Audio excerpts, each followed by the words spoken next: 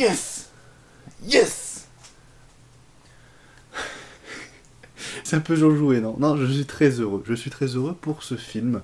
Parce qu'aujourd'hui, on va parler de Une sirène à Paris, réalisé par Mathias Malzieu, qui avait réalisé il y a quelques années Jack et la mécanique du cœur, qui était un film d'animation français également.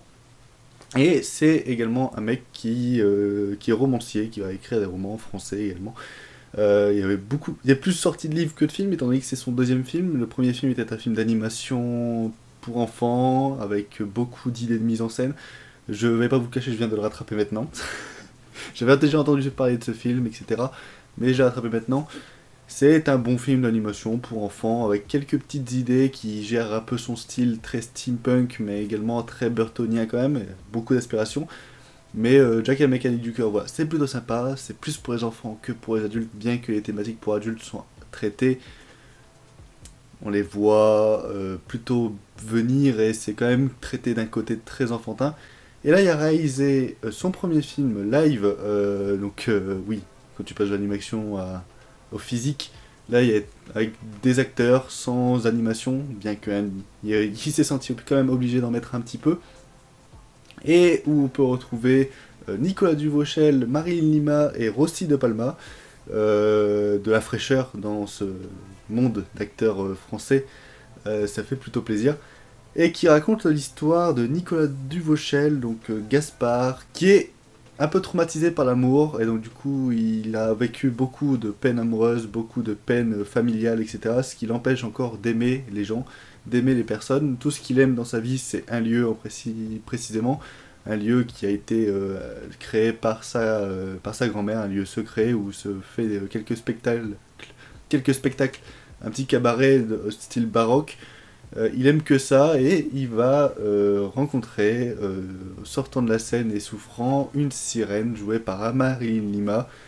Et ces deux personnages vont peu à peu contrer leur peur et contrer leurs défauts pour se rapprocher et tomber amoureux, etc. Un scénario très classique. Scénario classique, bateau. Mais film de genre français, on part dans le fantastique, on part dans le conte merveilleux. Deuxième film qui parle de conte merveilleux en 2 mois en France, et je suis très content.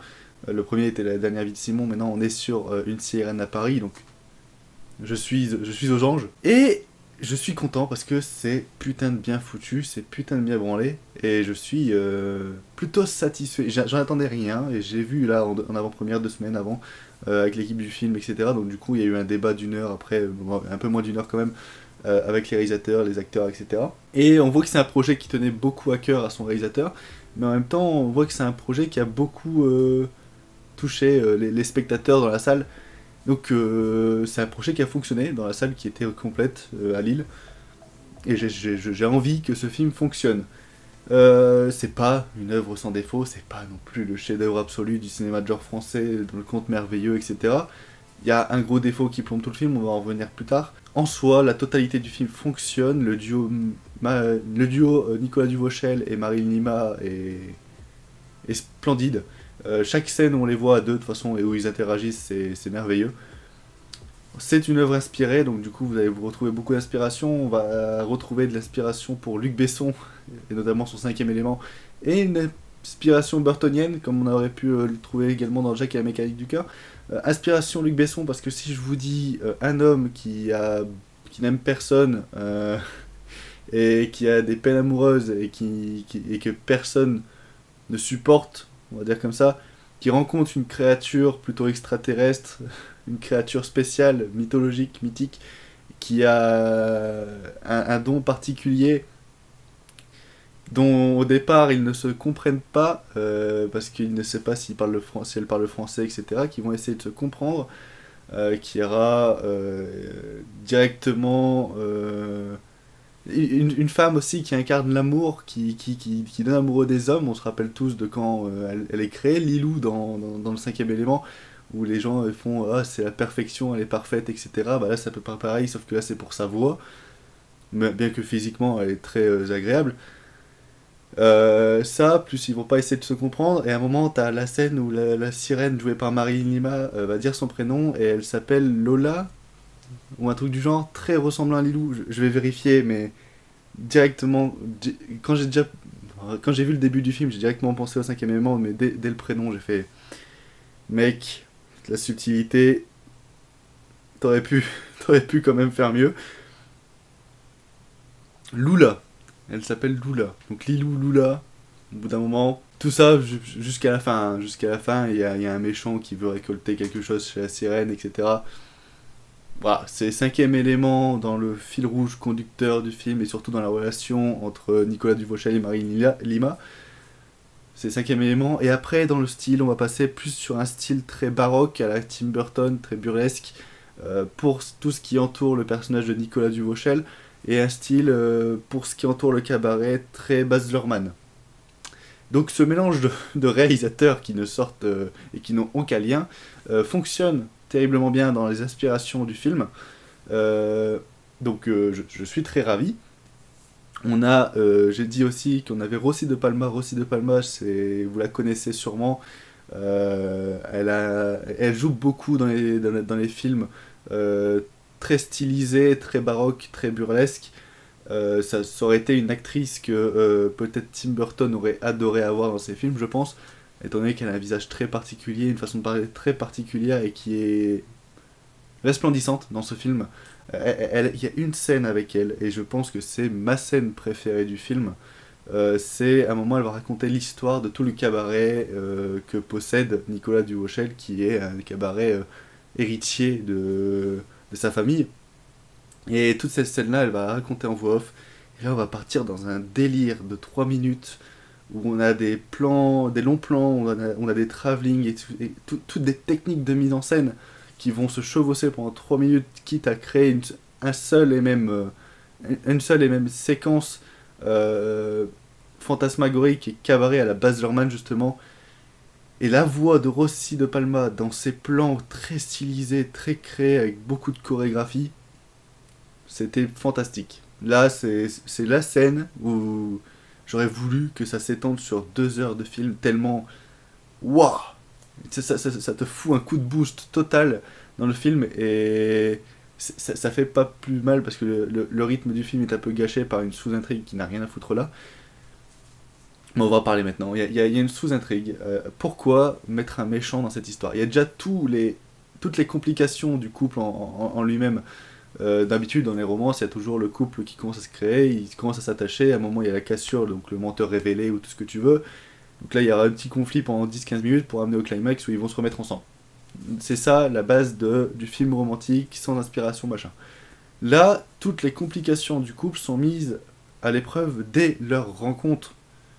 C'est-à-dire que Nicolas Duvauchel ne peut pas tomber amoureux de la sirène, sinon son cœur va battre tellement fort que son cœur va exploser et mourir, et la sirène ne s'est jamais attachée et n'a jamais été amoureux d'un homme, étant donné que sa mère s'est fait tuer par un marin, etc. Donc on a ces deux personnes qui sont incapables, dans l'impossibilité, vraiment dans l'impossibilité de tomber amoureux. Pourquoi rajouter un méchant derrière pour ruiner leur couple? Surtout que c'est un méchant qui est totalement bateau. Ça part d'un personnage tertiaire qui va devenir principal au fur et à mesure du film.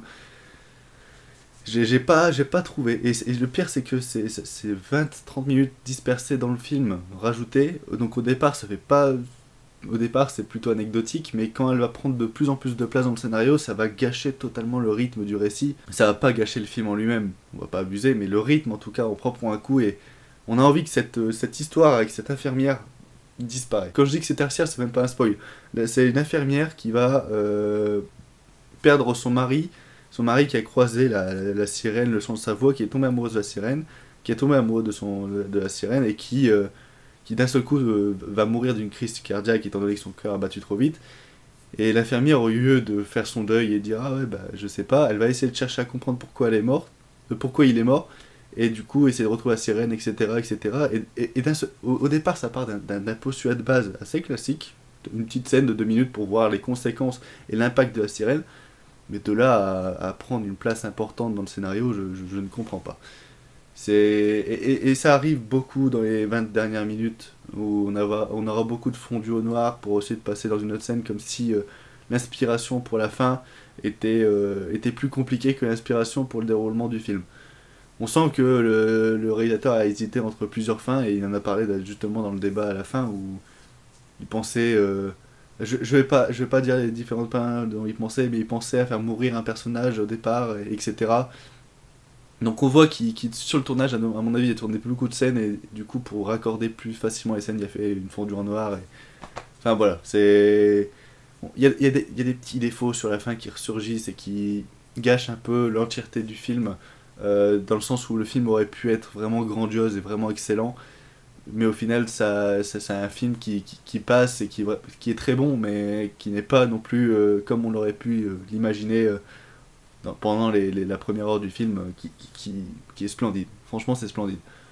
J'ai un peu de mal avec le début aussi, j'ai eu du mal à rentrer étant donné que j'en attendais rien du film, donc du coup j'avais pas déjà les yeux grands ouverts, je regardais un peu le film en mode OSEF dans les 5-10 premières minutes, mais quand on voit tout le style qui représente... Par exemple, tout con, le style baroque est représenté étant donné que Nicolas Duvauchel a tout un appartement, a tout un chez lui, rempli de figurines, de statues, de livres, de plein d'objets qui appartiennent dans son héritage familial, qui sont tous stylisés d'une manière différente. On a son bouquin de la famille, qui est un bouquin où dès qu'une page va s'ouvrir, on a tout un monde en papier qui va se ressurgir. C'est fait en effets spéciaux, c'est magnifique, c'est vraiment très très bien foutu.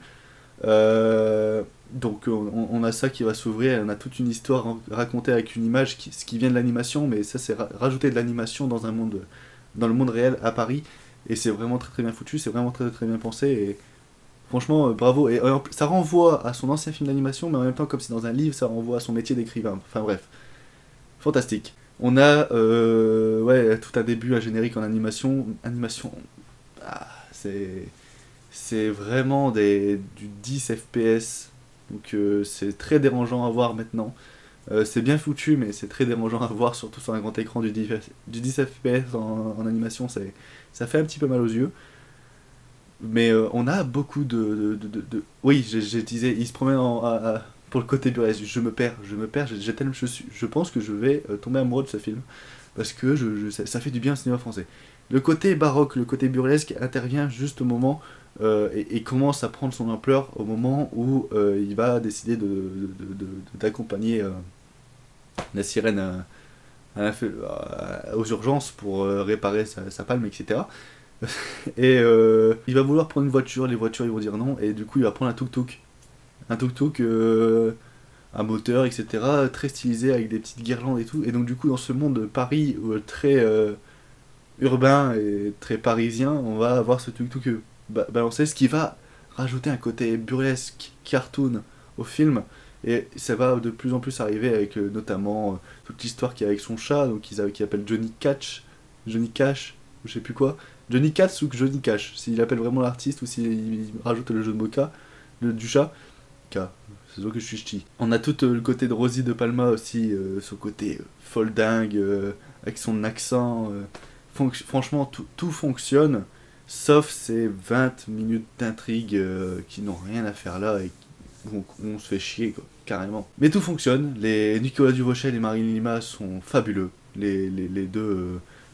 Petit coup de cœur quand même pour Nicolas Duvauchel, que ça fait longtemps que je le vois dans des films qui sont pas top, en général le film, mais c'est toujours été un acteur qui brille, parce qu'il joue vraiment bien, et là il joue un personnage avec beaucoup de complexes, beaucoup de background, et il arrive vraiment à tout raconter avec ses mots, ses expressions et sa façon de jouer, et il peut jouer un personnage aussi touchant et romantique que Gaspard dans Une sirène à Paris, tout comme un dealer de drogue dans Tout nous sépare, etc. Enfin, franchement, c'est un acteur qui peut tout jouer, et j'espère que ce film va le mettre plus en avant, lui, comme Marilyn Lima, comme le réalisateur. Voilà, c'était ma petite critique sur Une sirène à Paris. Je vous encourage à aller le voir à sa sortie. C'est un excellent film français. Ça peut apporter de l'espoir, c'est grâce à des réalisateurs comme Mathias, je ne sais plus comment il s'appelle malheureusement, mais comme Mathias, qu'ils ont envie de proposer du cinéma de genre, du cinéma de fantasy, des contes pour enfants, mais également pour adultes. Celui-là, c'est un conte merveilleux qui peut toucher les deux. Franchement, ça tue. Franchement, ça tue. La sirène est hyper bien foutue, on y croit, on arrive à y croire. Et c'est pas kitsch, et ça fait plaisir. Alors que au départ, quand j'avais vu la bande, je pensais vraiment que ça allait être kitsch. Également, j'ai oublié de rajouter, mais il y a une musique originale dans le film. Alors les musiques chantées, ça va, ça passe, c'est pas non plus ouf. Mais les musiques originales, donc juste la BO sonore du film est fantastique. Ça faisait longtemps que j'avais pas entendu. Ça ressemble beaucoup à du Eric Serra, non, justement également du Luc Besson, etc. Il faut que je me renseigne. Je pense que si c'est Eric Serra, je vais le mettre quelque part dans la vidéo, ou je vais mettre le compositeur et ce qu'il a fait avant, parce que ça se voit que c'est un mec qui a comment dire, qui a un passé dans les compositions et qui arrive à vraiment faire des compositions originales qui restent en tête. Qui restent en tête et qui, franchement, accentuent des fois des scènes, genre, comme la scène avec Rossi de Palma et tout ce côté Baz Luhrmann. Voilà, ça accentue ce genre de scène-là et fantastique. Fantastique. Bref, c'était Loane. Foncez voir ce film à sa sortie. Il sort dans 2 semaines, il me semble, quand je tourne. Donc, quelques jours quand la vidéo ça va sortir. Foncez, c'est très bien. Et il me semble qu'en plus c'est plutôt bien distribué. Donc, allez-y. Sur ce, on se retrouve prochainement pour parler cinéma, pour parler top 5 des films de février. Voilà, top 5. Lol. Bref, allez voir des films au cinéma. Soyez curieux. Ciao tout le monde. Peace.